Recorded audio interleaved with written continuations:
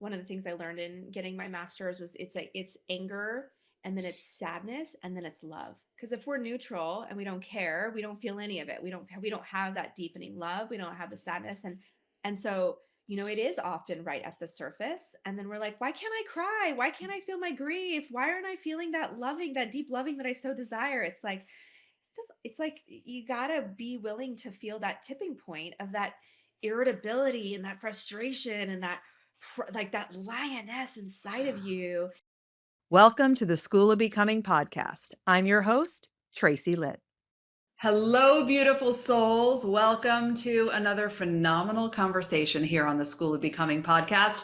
I'm so excited because today I have with me a woman, yes, I'll tell you her name in a moment, that we knew of each other, but we haven't really gotten to spend deep time together. So the transmission you're getting today is also the energy of us hanging out really for the first time, which Yes. is super cool. So I'm like so excited to dive in and learn all these things. I have the amazing Heidi Stevens here with us. She is an earth medicine woman. She is a homesteader, which we need to discuss that. She is a stunning, very, very highly conscious mother. And I already know that about her in spending a few minutes together. She is the podcast host of Feet on the Grass and the creator of the microdosing method, which I am pumped to talk about as well. So welcome to the stage. Oh my gosh, thank you so much. I'm so happy to be here. I'm like, we could talk for hours on each one of those topics, so can't wait to see where we go here. Right? I know. Well, first we got to go back. Tell me, what were you like when you were 5 years old? Oh, 5 years old. I think already at 5, I was like in it to win it. I was a gymnast growing up Okay. and started at the age of 4 and loved tumbling and being in the air. And, I think probably loved being in my body and loved doing cartwheels and being outside. But I also got really good, really, really, really fast. And I started at the age of 6 or 7, started competing and winning. And there we start the overachiever, perfectionist, all of the Yes. things. Yeah. So at Yeah. 5, it started. It Wow. started right in there. What give voice to your 5-year-old, Mm. 6-year-old? What would she say to you now? Mama, I love like doing these twirls and like being on the bars, and I love doing all of this, but like why are these coaches looking at me that way? And I feel a little confused. And why are they asking me how old I am? And can't I just play? Like, can't I Mm. just play? Yeah. Oh, Yeah. oh, I feel that. I feel that. I feel that. Here's what I love about this. Mm, From what I perceive, right? And like we said, this is a new relationship, but I see you, we follow each other in the wonderful world of online. And what you just said was your little girl said, "Can I just play?" And everything that I know to be true about you from what I've observed is you are playing. You are playing in your garden, you are playing on your land, you are playing. Thank you. Thank you. That feels like the highest compliment I can receive because it has been a lifelong lesson to learn how to play, to learn how to just be and really have love for beauty and appreciate the flowers and and all of the gentleness. But it's been like a learning. Yeah. Yes, it should come innate for so many of us, and yet I was so conditioned to work hard and be disciplined and to achieve and all these things that it's been an unpacking. So when people, especially when they meet me in this version of myself and they reflect that back to me, I'm like, yay, I'm doing my work. It's Right. I nailed it. I am winning. It has happened. I am there. working. Yes. Yes, Yes, it's yes, yes, so because nice. what you're saying, and I know how resonant this is with every woman listening, because I believe that every one of us has the unbecoming process to move through to go into the becoming process. And all of us were raised to not mix play and achievement, right? Like play, it's silly, it's the messiness, it's the coloring outside of the lines, and achievement is focus and hard work, and it's like the absence of play. Yeah.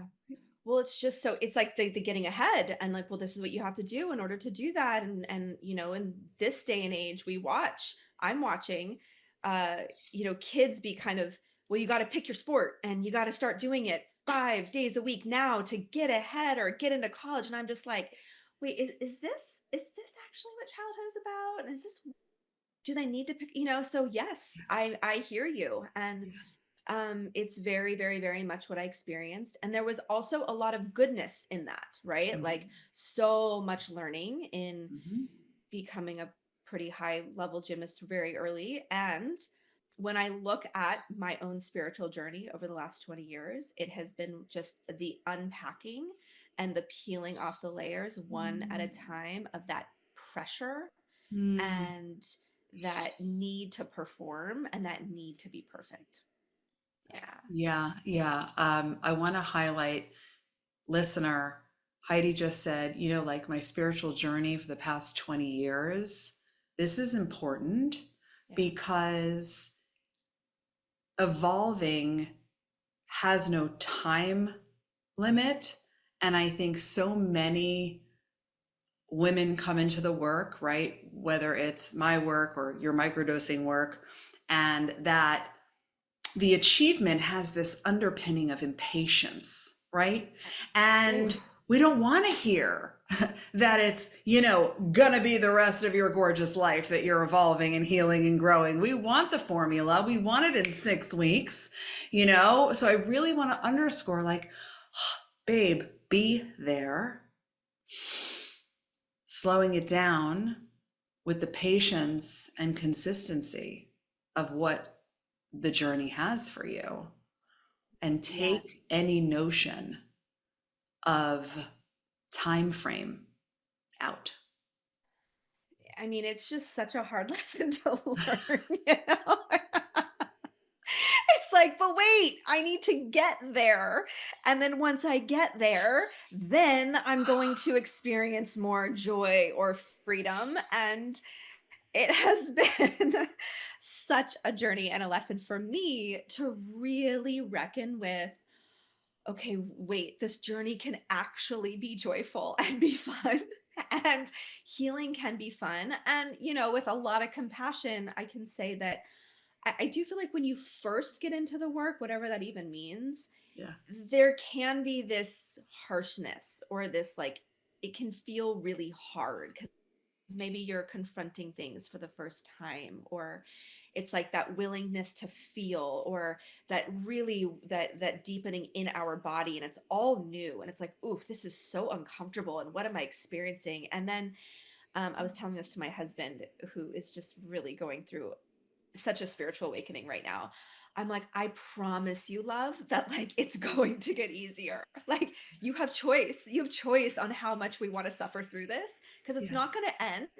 It's just how willing are you to be with the surrender process and the letting go and the willingness to look in the mirror and alchemize what, those pieces of ourselves that maybe we still don't like or how do I bring more love in and yeah, so these tools being in the garden and being in nature and letting my little one play um and literally playing with my little one and then the plant medicine work it's been just some profound teachings and healings and it also goes like this, right? Mhm. It's like, yes, it's been a spiritual journey for the last 20 years. And I could almost like pinpoint like the last 2 years, which feels like the most potent. But isn't that what we're always feeling like? We're always in transition. We're always on our edge. We're always Yeah. having these deep revelations. It's just Yes. the journey that we're on as women light workers doing the work in the world. Yes, exactly. I love that because it makes me laugh because what it what it brings to mind is, like the beginning of any year, right? Or like something's happening and it's like, okay, this is what's going to be new in 24 or 25 or, whatever the case might be. And it's like, no, you guys, the only constant is change, right? It's not like all of a sudden it's a new flavor.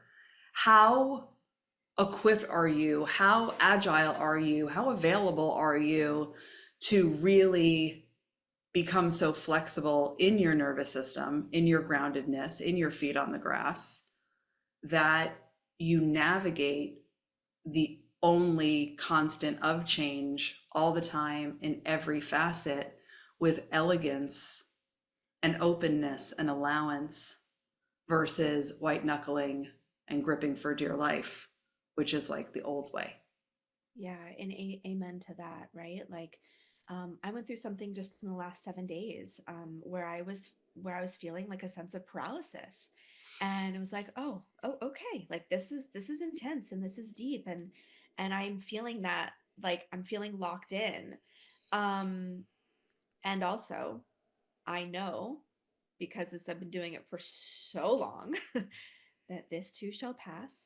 And then I can just let myself be in this for this moment. I don't have to push myself to go and post or create or do a podcast right now, or let's just let it be. Let's just make food for my kids, get Mm. my feet in the grass, Yes. right? Like, let's allow myself to get into a cozy cocoon and do a yoga nidra at 3 p.m.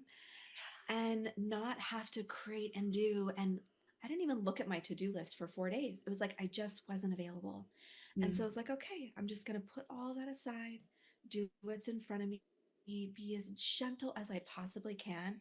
And then it's like, boom, the energy moves, the energy shifts, and it's like I'm back, Yeah. and it's great. And took the learnings, took the lessons moving forward. And so that resilience and that capacity to trust yourself Mm-hmm.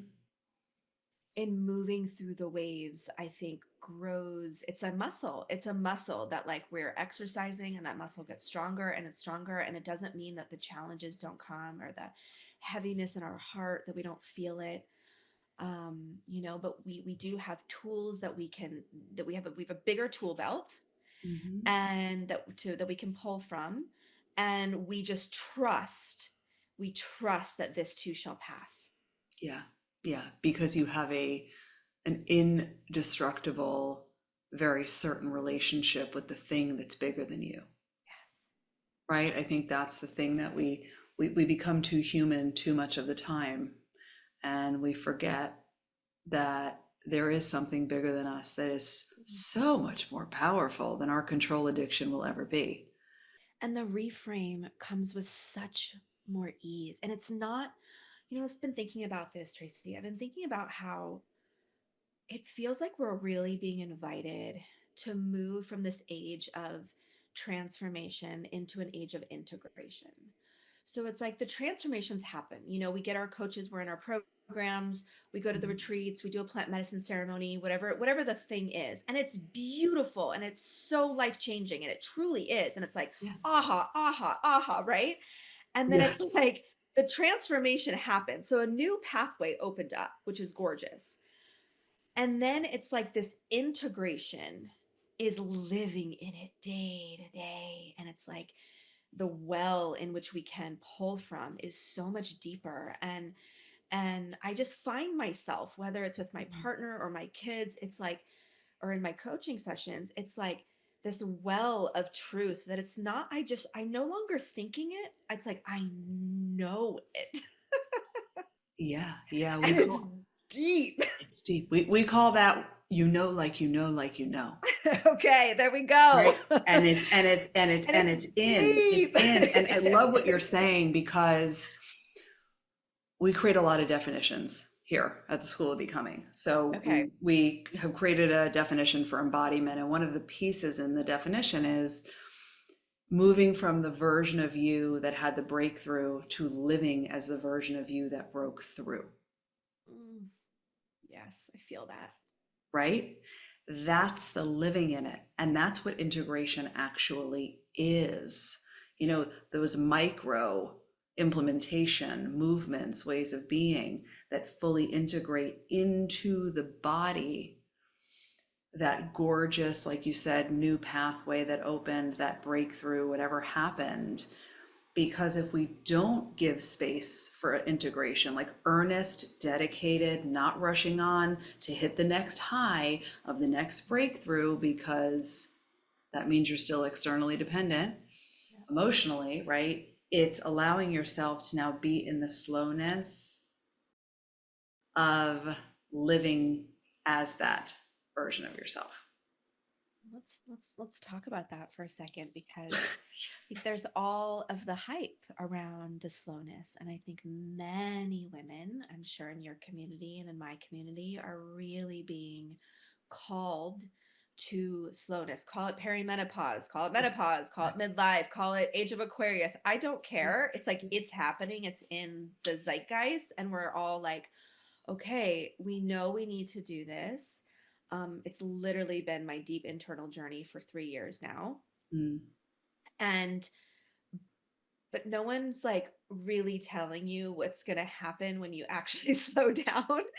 You're going to meet yourself. And so it's the willingness to yes. really move into that transformational experience. And then, like you're saying, that slowness of integration, Yeah. because it's the only way that it's going to happen. And at the beginning, it feels, again, that awkwardness, that I can't tell you the amount of women that will be like, I already slowed down. I've already done the work. It's like, and here you are. And here you are with an invitation to go Yeah. a little deeper. Uh-huh. Yeah, and I love that. And I love that woman, and I hope that woman or the woman who sounds like that woman is listening, because inherent in I already slowed down means you didn't. You didn't Yeah. actually. Or that part, right? Because that I know this well because impatience used to be one of my key behaviors in my old identity. That's what that is. It's like, I already did this. Like, let me get to the next thing. Why doesn't this work right? So I just really, really honor that, because it's so important. So I want to talk about microdosing because I have so many questions. And Yeah. something you said a few moments ago, it wasn't a microdose, it was a full-on journey.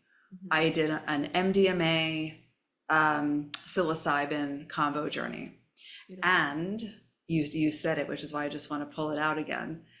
The message I got, it's like I had a moment where I sensed that a gap opened and consciousness like came and spoke to me, and Mhm. it said, there is no there. There is no there. Mhm. And it was profound, and it shifted me and evolved me again in a very deep way. So why microdosing? How microdosing? Mhm. Start me on your journey with this. Yeah, yeah, it's been quite a journey. I like to say I've been on this path, like I said, for 20 years. I have my master's in spiritual psychology.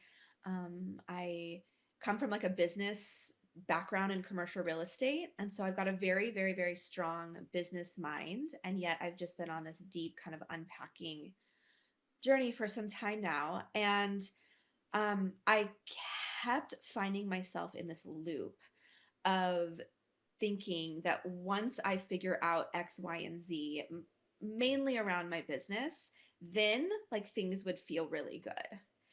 And so about 2 years ago, 3 years ago, I paused my business thinking that it was going to be a 2 month pause.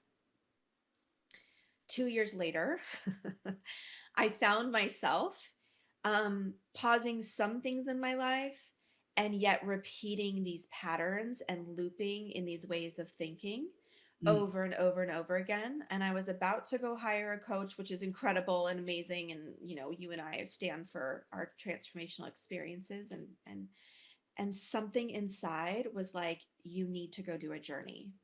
And mm, I'd done a couple way back when, but I just knew, like I knew that I needed to go do. And so that was, I did an MDMA into psilocybin journey. And it actually didn't like it like hit some things, but it's like it broke through a few things, but there was more and there Mm. was more. And I was really doing it from a place of like, okay, it's time to get going again. It's really time to like pick up the pace. I've rested. My community has seen me rest. I have paused. It is time. And I was trying to figure it all out Uh, from my mind, from the ego. And God bless my strong mind, the one that has had a lot of success doing yeah. things in a certain way. And so I was like, okay, so anyways, the medicine woman that I was working with said, I think it'd be really supportive for you to start microdosing. So I did. And I can answer all the questions about, what it is and what it looks like. And so over about a year period, and still to this day, but I'm actually dosing so much less now. It's like there's been a huge spread in the actual deeper dives. And the microdosing for me is that it's like the macrodose is the transformation and it's those big ahas. And then the microdosing is just such a beautiful support system to relax my nervous system and to remember these ways of being and to really integrate these deeper learnings on the daily. And it's not that you take a microdose every single day. There's protocols. At this point, I take a microdose maybe once a week.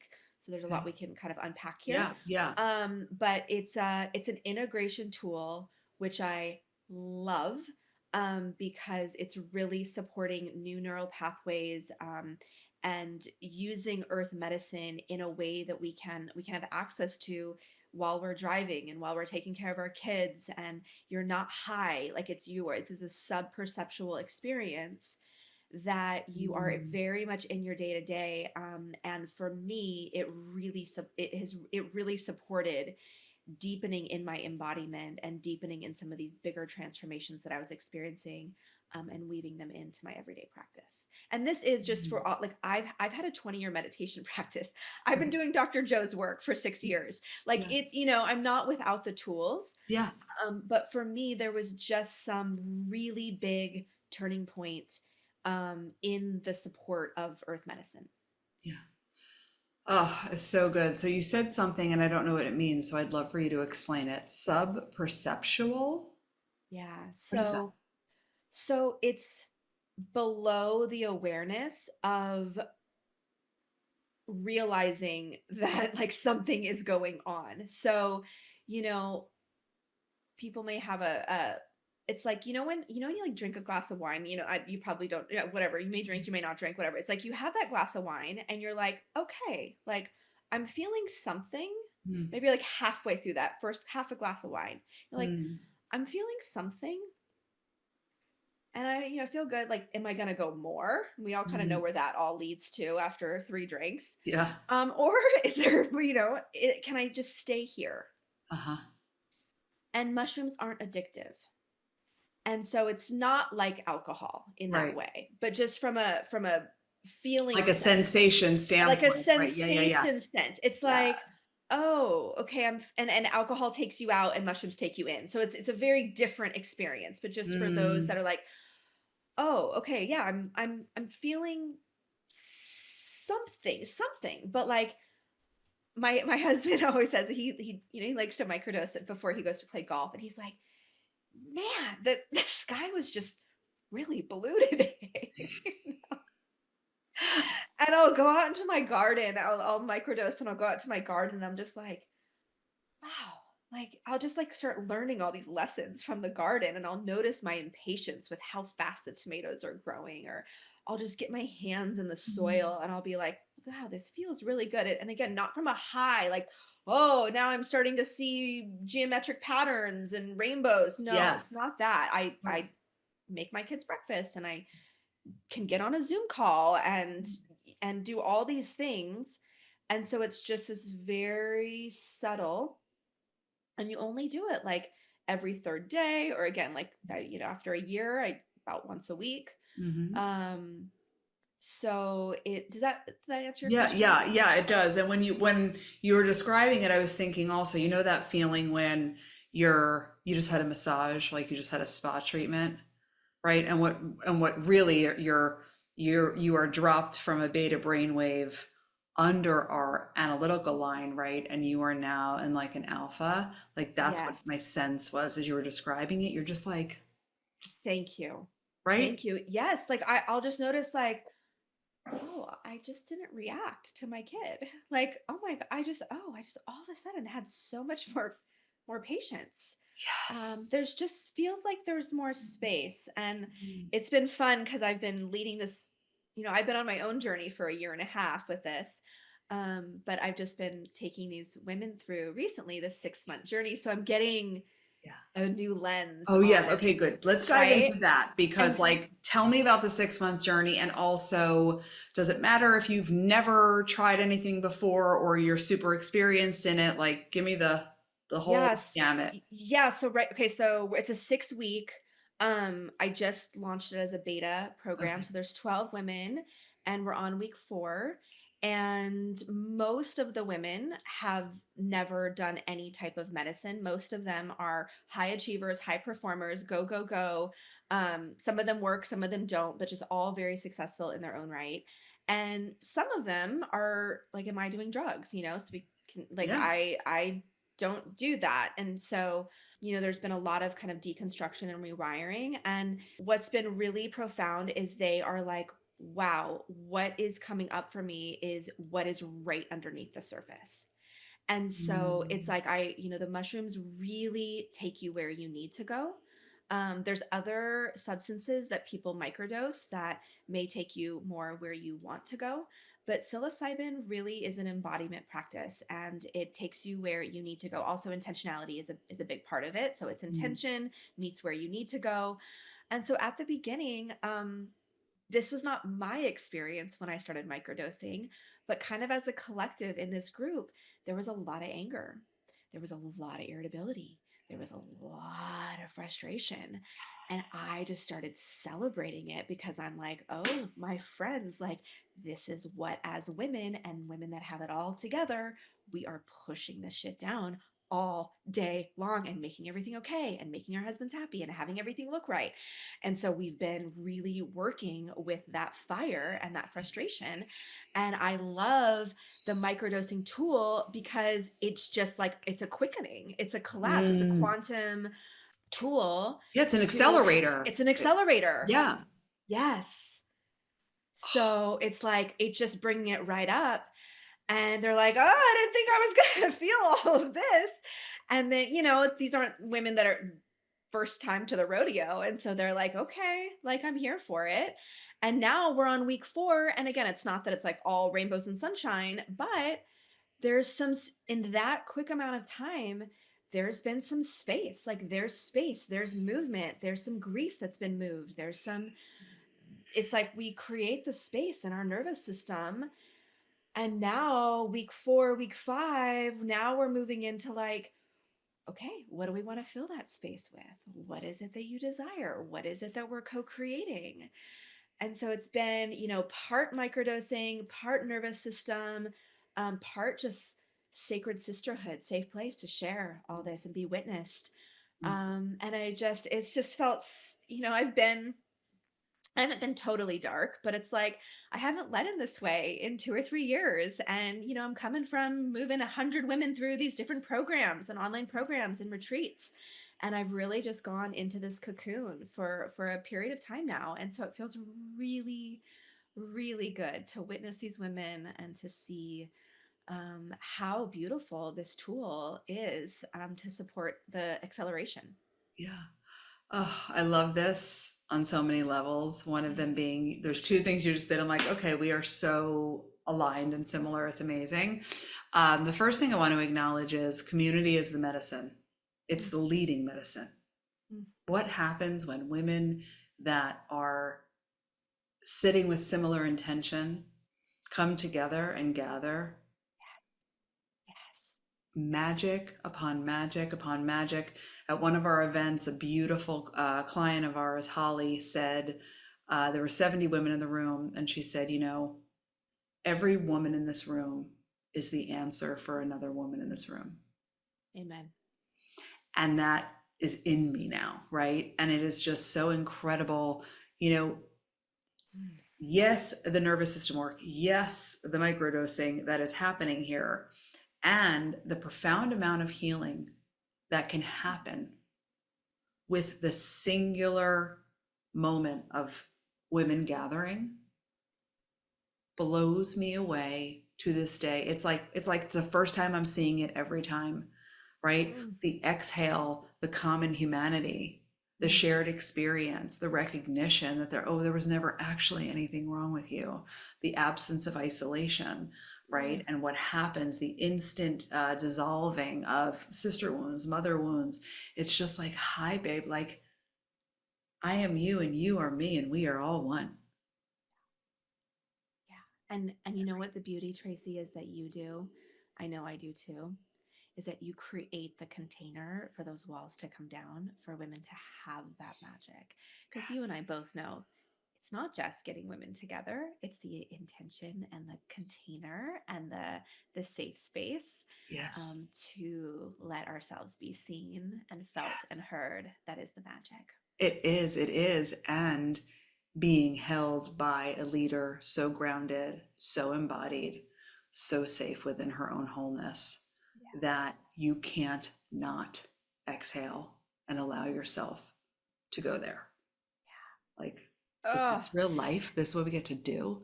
thank you for this. Right. I've been teetering on literally right in this Yeah. moment. I'm like, Yeah. okay, that's my yes. I've been teetering on putting together retreat and it's been tapping at my shoulder. And I'm just like, and I just haven't done it. It's fine. But I'm like, oh, here we go. It's happening. Thank you for that gift in this You're moment, welcome. Tracy. Let me know when it is. I'm going to Yeah. contribute to that. That's going to be great. Yeah. The Yeah. other thing is, and this is where I was like, oh my God, we're the same.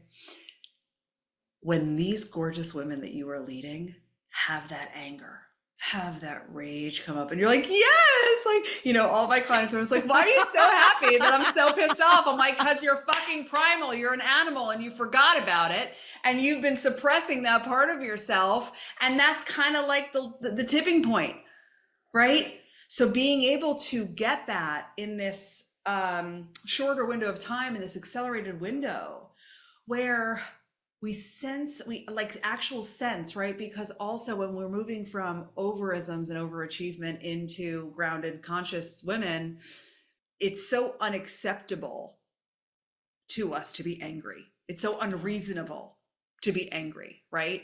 I And when know. we realize that the anger is like part of the most amazing stuff, like that release, the tantrum, the processing, whether it's via breath work or different forms of body work, and like Yep. we'll lead like scream releases. Yep. And there have been shit comes out, it's like Shrek, and like roars, Oh, and yeah. you are like, I think I might have just actually lost 100 pounds and healed all my ancestors on that one. Yeah. Yeah, it's deep work, it's profound work, and it's so needed. And you know one of the things I learned in getting my master's was it's anger, and then it's sadness, and then it's love. Because if we're neutral and we don't care, we don't feel any of it. We don't have that deepening love, we don't have the sadness. And so it is often right at the surface, and then we're like, why can't I cry? Why can't I feel my grief? Why aren't I feeling that deep loving that I so desire? It's like you gotta be willing to feel that tipping point of that irritability and that frustration and that like that lioness inside of you. Yeah. And it's like women, it's like we're all like, oh, we want to create from the divine feminine, and we want to be inspired, and we want to be in flow. And it's like, where it starts? It starts in your womb, it starts in your vagina. Like, you That's want to birth something new from a different place, go there, feel that, get turned on. Like, not, it's like, yes, it may be sexual and it may not be, but yes. my experience in the bedroom with my husband over the last 2 years has been wildly transformed by doing this work. Like, I am free. I am, it's like I am, it's Mm. so healing on so many levels. And, we've just been really good girls. We've been Yeah. really good girls. There's Yes. nothing wrong with that. But Right. letting this more wild woman start to come through, and it can be subtle. And that, I'll just say, like the microdosing, Yeah. what I do love about it is that there is this fierceness to it, like you and I are talking, but there is also a very gentle and subtlety to it. Like we're not Mm. talking about taking 4 grams of mushrooms, and there Yeah. may come a time for that. And there's a time and place for sitting in ceremony in doing that much deeper of work. Yeah. And I wish that I would have started with microdosing. When I did my first deep dive in plant medicine, and now it's been about 4 years ago, there was a lot of things set and setting and the person that I was doing it with. There was a lot of things that now that I know were not actually in alignment. But it was so challenging and so confronting and so hard that it just totally turned me off from it. And it took me, Mm. 3 years to come back. Not bad, good. That was my journey. But I think if I would have actually started with the microdosing and having the earth medicine in my system, it was just such a foreign feeling to me, um, that it would have been maybe a little bit easier. So microdosing can really support if someone's considering doing a deeper macrodose, and that can even be with ayahuasca. It can be with mushrooms. It can be with whatever. With Aya specifically, you have to not take anything for a few weeks. So, but it can be really nice in supporting the journey into a macrodose, and then again on the outside, the integration. Mm. I love that. I Yeah. love that. It's Yeah. so good. It's Yeah. so good. And, all of it invites the woman back into her body, right? Amen. Because, when we're saying things like, why can't I feel my anger? Or why can't I cry? And the real core answer to that is because you disassociated from your body unconsciously and you haven't Yeah. been back since. And we've lived by the neck up, and then the society we live in triples down on us staying in the neck up. So our lack, fear, and separation can prevail. And when we allow ourselves to go back into our body, which is wickedly uncomfortable and gorgeous, like awesome, and Gorgeous. in every definition of the word awesome, like an awesome. And then when you are in your body, you go, oh shit, this is what power feels like. It is. Because you don't have power from the neck up. Don't fake the funk and kid yourself. You don't. When a woman is in her body, she is in her power. And in order to be in your body, you have to be willing to start to feel. And you're in your heart, and that loving that we women so naturally do. It's just Mm. who we are. We're that mother, and we just give. And a lot of us have just given to the place of martyrdom, and we're empty. And so it's like getting into the body, like you and I are talking about, all parts of that body. We're filling our own tank up so that then we can really overflow and radiate. And that's creative, that's life force, that's loving, that's energy. We're not exhausted because we've been doing too much. We're exhausted because we just don't have enough life force. We're not in flow. It's like Yes. when you start to it's like get in there. It's like, oh my God, my life force is unstoppable. Like I have so much energy and loving to give. And that's what I've been thinking I'm doing, but I'm doing it from the outside in instead of the inside out. Mm. Yes. Can we just Oh, hang, Tracy? Oh my we're God, doing it's so many so things, you guys. good. Heidi's having a retreat. I'm going to be at the retreat. Like, we're going to make sure of all the information Oh because I my can't get God. enough of this, of us, of this conversation. Um, it's everything. It's really everything, and it's only the beginning. So Mm, good. so good. Thank you. Yeah, Thank you. thank Thank you. you. Thank you. So, where, two more things. Where do our beautiful listeners find you? And do you know when your next microdosing method cohort is going to start? Yeah, great questions. At Heidi Stevens on Instagram. Feet on the Grass is my podcast. Yeah. And then I will be starting one in the fall, probably September, not quite sure. But September/fall.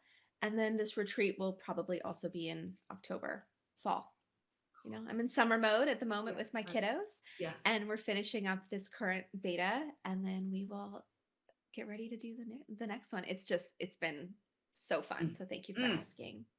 I love it. I love it. I love it. Okay, here's my last question before we leave each other for now.